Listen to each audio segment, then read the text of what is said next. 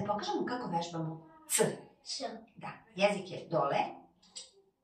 Zagrizemo. Veliki osmeh. I pucamo. C. Odlično. C, E. Tako je. C, I. Bravo. C, A. Bravo. C, O. Odlično. C, U. Bravo. Svaka čast. Ti možeš odmah reći. Cena. Cepa. Cipele. Jako da pukne. Cipele. To. Cupka. Da puknemo. Cupka. Slušaj me. Cupka. Kako kratko puknemo? Cupka. Ajde opet.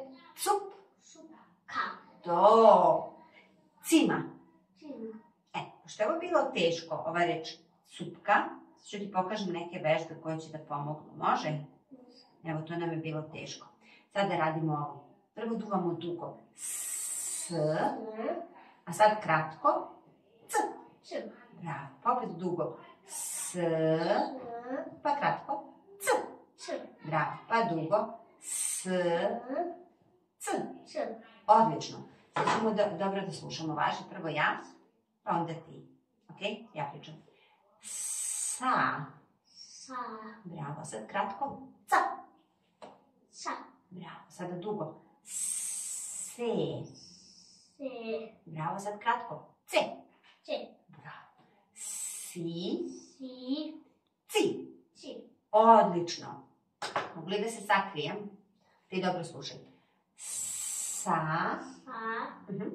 Ca. Bravo. Co. So. Ci. Si. Bravo. Čestitam.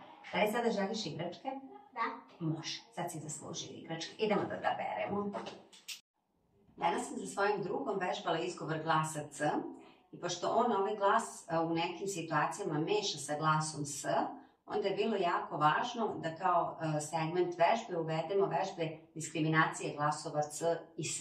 I to ste imali priliku da vidite kako mi radimo. Dakle, stavljamo akcenat na sve zvučne karakteristike jednog i drugog glasa, objasnimo položaj govornih organa, kako izde vazdušna struja i ono što je u ovom slučaju važno, to je da kod glasa S vazdušna struja struji dugo, a kod glasa C kratko. I to smo pokazivali sada i pokretima ruke i slušali smo pažljivo koliko dugo traje glas S, a koliko kratko glas C. I onda smo provežbavali ove vežbice kroz pojedinačne glasove i kroz slogove neizmenično izgovorene sa jednim i sa drugim glasom.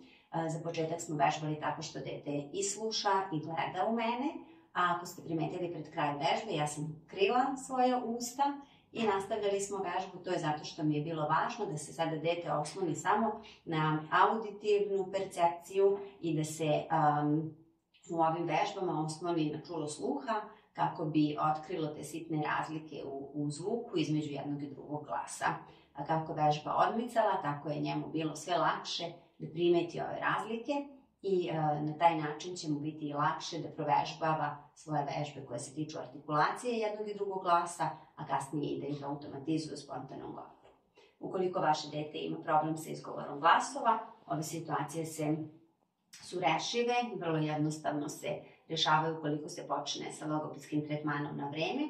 Pokušajte da provežbavate po našim uputstvima koje možete da nađete na našem YouTube kanalu, a ukoliko istrajavaju greške u izgovoru kod vašeg deteta, kontaktirajte logopeda za pomoć i individualne savete.